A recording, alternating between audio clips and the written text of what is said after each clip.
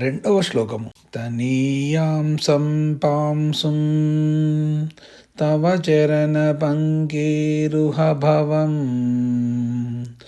విరించి సంచిన్వన్ విరచయతి లోకాన వికలం వహత్యేనం శౌరిః కథమపి సహస్రేణ శిరసా హరః సంక్షుధ్యైనం భజతి భసితో ధూలన విధిం. అమ్మా శ్రీదేవి, బ్రహ్మదేవుడు నీ యొక్క పద్మముల వంటి పాదాలపై ఉన్న ధూళిని సాధనంగా గ్రహించి చరాచర సహితమైన ఈ 14 లోకాలను ఏ లోపము లేకుండా సంపూర్ణంగా పుట్టిస్తున్నాడు. ఆ నీ పాదధూళిని గ్రహించి అనంతుని రూపంలో ఉన్న విష్ణుమూర్తి తన 1000 తలలతోనూ ఎంతో కష్టంతో మోస్తున్నాడు. ఆ నీ పాద పరాగాన్ని ఈశ్వరుడు చక్కగా తన చేతితో మెదిపి తన శరీరానికి మైపూతగా అంటే విభూతిగా ధరిస్తున్నాడు. బ్రహ్మ సత్యలోకములలో నివసిస్తాడు. బ్రహ్మకు శ్రీదేవి యొక్క పాద పరాగ రేణువు ఒకటి లభించింది. దానితో అతడు సమస్త లోకాలను అక్కడి ప్రాణుల శరీరాలను చక్కగా నిర్మిస్తున్నాడు. ఇక విష్ణువు యొక్క అంశారూపమైన ఆదిశేషువు పాతాళ లోకములో ఉంటాడు. అతడు శ్రీదేవి పాద పరాగ రేణువును తన 1000 తలలతో మోస్తున్నాడు.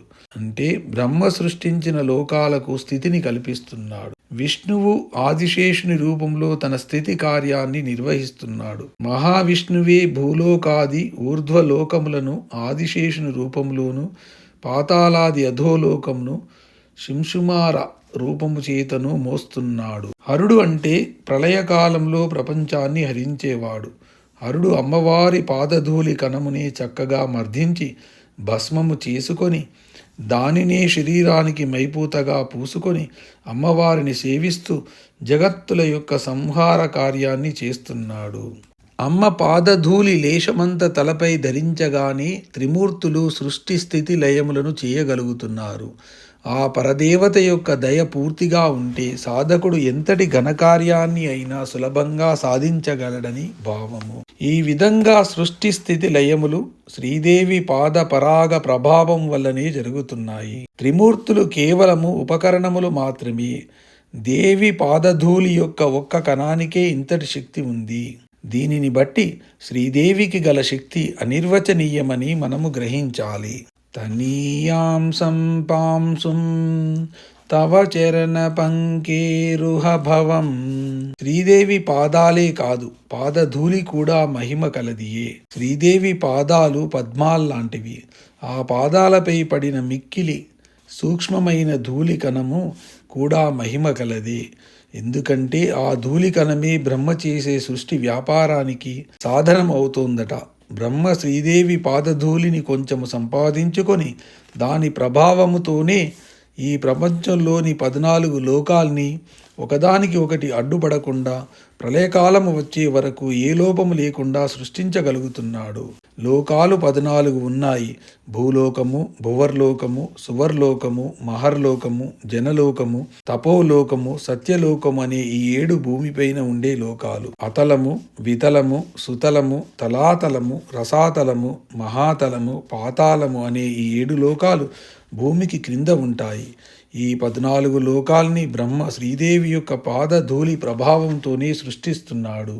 అంటే శ్రీదేవి పాద పరాగ మహిమ వర్ణనాతీతమని గ్రహించాలి. లలితా సహస్రనామాలలోని సృష్టికర్త్రి, బ్రహ్మరూప, విధాత్రి వంటి నామాలు ఇదే భావాన్ని ఇస్తున్నాయి. వహత్యేనం శౌరిః కథమపి సహస్రేణ శిరసాం.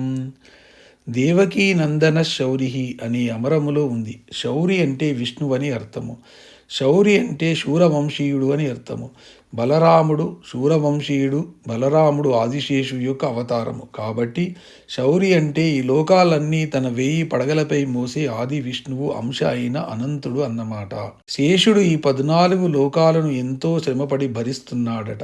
భరించడం అంటే రక్షించడము. విష్ణుమూర్తి చేసే పని లోకరక్షణమే కదా.